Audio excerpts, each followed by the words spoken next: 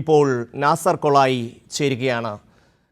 സ്വാതന്ത്ര്യ സമരത്തിൽ RSSന്റെ പങ്ക് എന്താണ് എന്നുള്ളത് ചരിത്രപരമായി നമ്മളെല്ലാവരും നിരവധി തവണ വായിച്ച് പഠിച്ചിട്ടുള്ളതാണ്.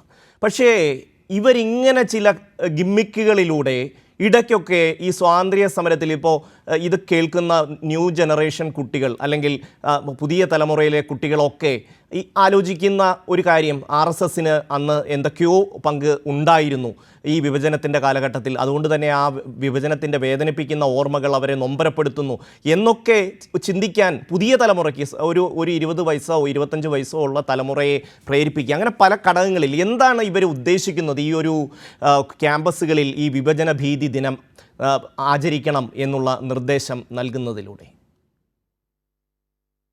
ഇത് ഇപ്പൊ പറഞ്ഞതുപോലെ അവരുടെ കൃത്യമായ ഉദ്ദേശം പൂർവകാല ചരിത്രങ്ങൾ വല്ലാതെ പഠിച്ചിട്ടില്ലാത്ത പുതിയ തലമുറ, ആ പുതിയ തലമുറയുടെ ഇടയിലേക്ക് ഒരു പുതിയ സന്ദേശം കൊടുക്കുക. 1947 ആഗസ്റ്റ് 15 ഇന്ത്യക്ക് സ്വാതന്ത്ര്യം ലഭിച്ചതിനല്ല പ്രാമുഖ്യം, മറിച്ച് ഇന്ത്യ വിഭജിക്കപ്പെട്ടതിനാണ്.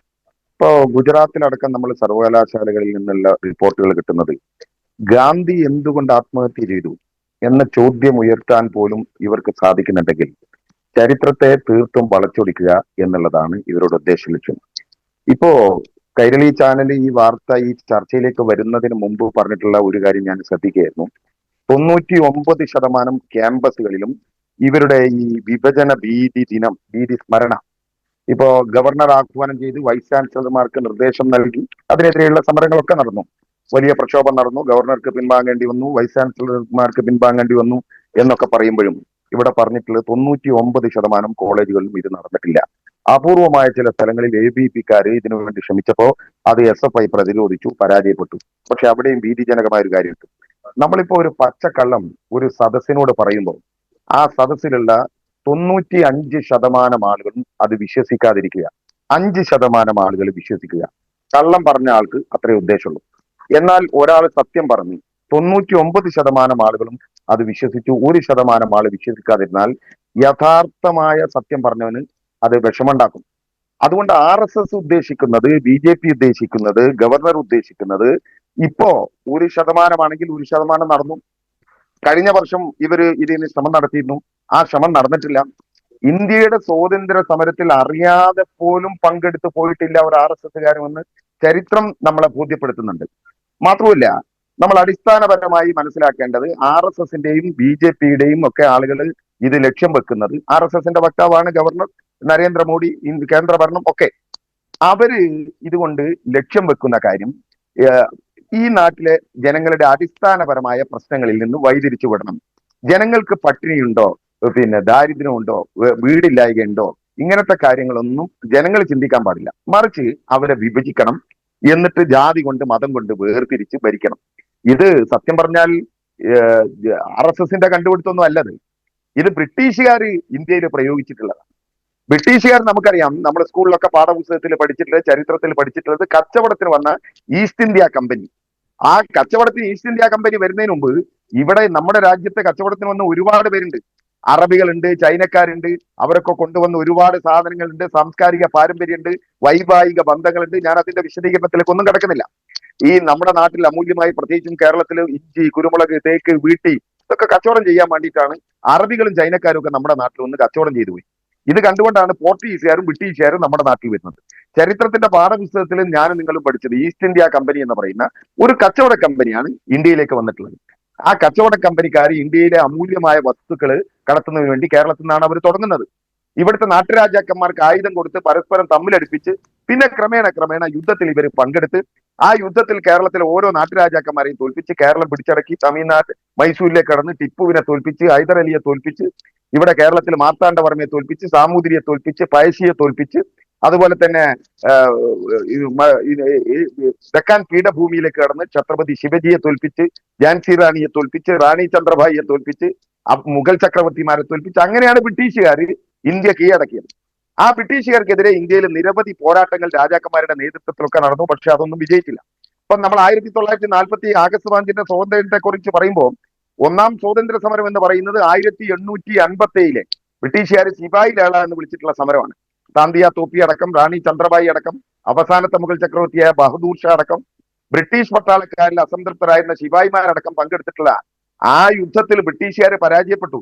ഡൽഹി അടക്കമുള്ള പ്രദേശങ്ങൾ ഇന്ത്യക്കാരുടെ കൈകളിൽ വന്നു.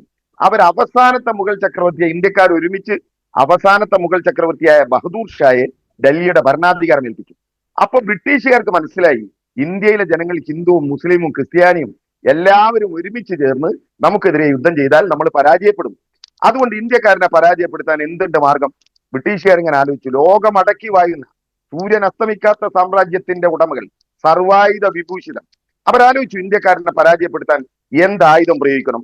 അപ്പൊ അവരുടെ മനസ്സിലേക്കാണ് ഒരാശയം ആയുധമായി കടന്നു വന്നു. നയാ പൈസയുടെ മുടക്കില്ല.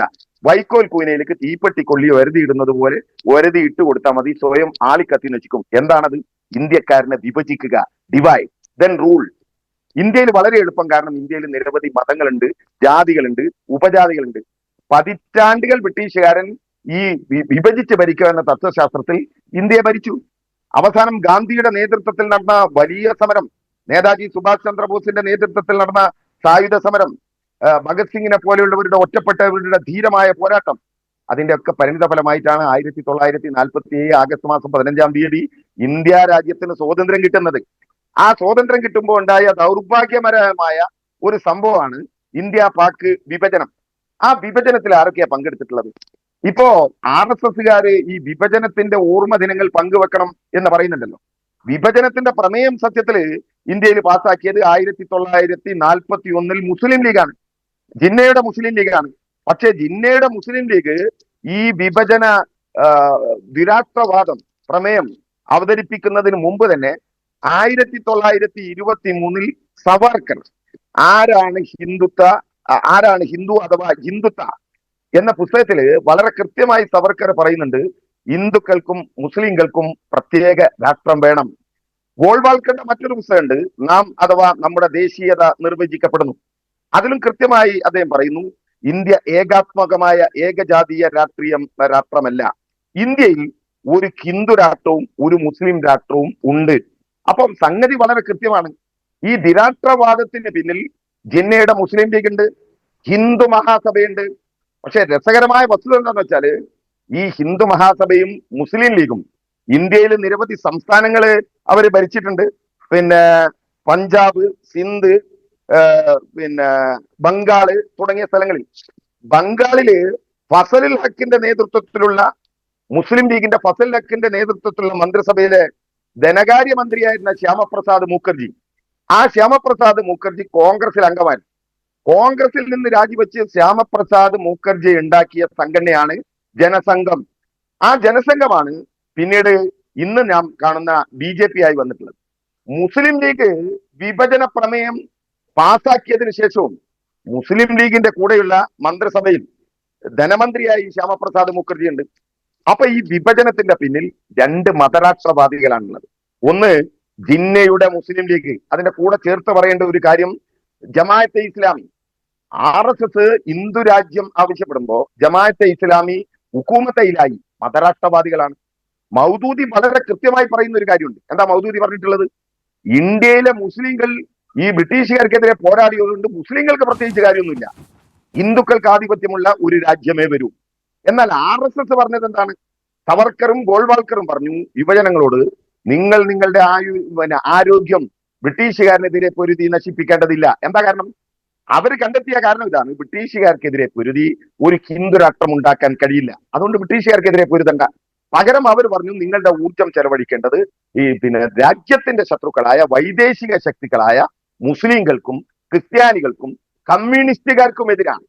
അതിൽ രസകരമായ ഒരു കാര്യം സാന്ദർഭികമായി പറഞ്ഞുകൊണ്ട്, ഹിന്ദു രാഷ്ട്രം ഉണ്ടാക്കണം എന്ന് പറയുന്ന RSSന് സ്വാഭാവികമായി ഇതര മതസ്ഥര് ശത്രുക്കളായിരിക്കും. അതുകൊണ്ടാണ് മുസ്ലിം ഒന്നാം ശത്രുവും ക്രിസ്ത്യൻ രണ്ടാം ശത്രുവായത്. പക്ഷെ കമ്മ്യൂണിസ്റ്റുകാർ എന്തുകൊണ്ടാണ് മൂന്നാം ശത്രുവായത്? അത് ഇപ്പൊ ഈ കേരളത്തിലുള്ള മുസ്ലിം മത തീവ്രവാദികളും ക്രൈസ്തവ തീവ്രവാദികളും എല്ലാം ആലോചിക്കുന്നത് നന്നായിരിക്കും. വർത്തമാനകാല അനുഭവം ഇവർക്കൊക്കെ ഉണ്ടല്ലോ. തീർച്ചയായും ഗുജറാത്തിലെ നാസർ കൊളായി, സിന്ധിലെ ഭരണത്തിൽ കോൺഗ്രസ് രണ്ടാം ലോക മഹായുദ്ധത്തിന്റെ കാലത്ത് കോൺഗ്രസ് ഇന്ത്യയോട് ആലോചിക്കാതെ അതിൽ പങ്കെടുത്ത ബ്രിട്ടന്റെ നടപടിക്കെതിരെ പ്രതിഷേധിച്ചുകൊണ്ട് തങ്ങളുടെ സ്ഥാനങ്ങൾ രാജിവെക്കുന്ന സമയത്ത് ആ പോസ്റ്റുകളിലേക്ക് ഇടിച്ചു കയറി വരുന്നത് ഈ പറയുന്ന ഹിന്ദു മഹാസഭയും ജനസംഘ ബന്ധപ്പെട്ട ആൾക്കാരാണ്. അവർക്ക് അധികാരം മാത്രമാണ്. ബംഗാളിലും സിന്ധിലും മുസ്ലിം ലീഗ് അല്ലെങ്കിൽ മുസ്ലിം ലീഗുമായി ബന്ധപ്പെട്ട മറ്റ് കക്ഷികൾ ഭരിക്കുന്ന സ്ഥലത്തേക്കാണ് അവർ ഇടിച്ച് കയറി വരുന്നത്. അതാണ് അധികാരത്തോടുള്ള എക്കാലത്തുമുള്ള അവരുടെ സമീപനം. എപ്പോഴും ബ്രിട്ടീഷ് വിധേയത്വം പുലർത്തിയിരുന്ന ക്വിറ്റ് ഇന്ത്യ സമരത്തെ തള്ളിപ്പറഞ്ഞ അവരിപ്പോൾ പുതിയ ചരിത്രം എഴുതി ചേർക്കാൻ ശ്രമിക്കുകയാണ്. പുതിയ തലമുറയാണ് അവരുടെ ലക്ഷ്യം എന്നുള്ളതാണ് അതിൽ ഏറ്റവും പ്രധാനപ്പെട്ട കാര്യം. അതിനെ ജാഗ്രതയോടുകൂടി തന്നെ നമുക്ക് ചെറുത്ത് തോൽപ്പിക്കേണ്ടതുണ്ട്.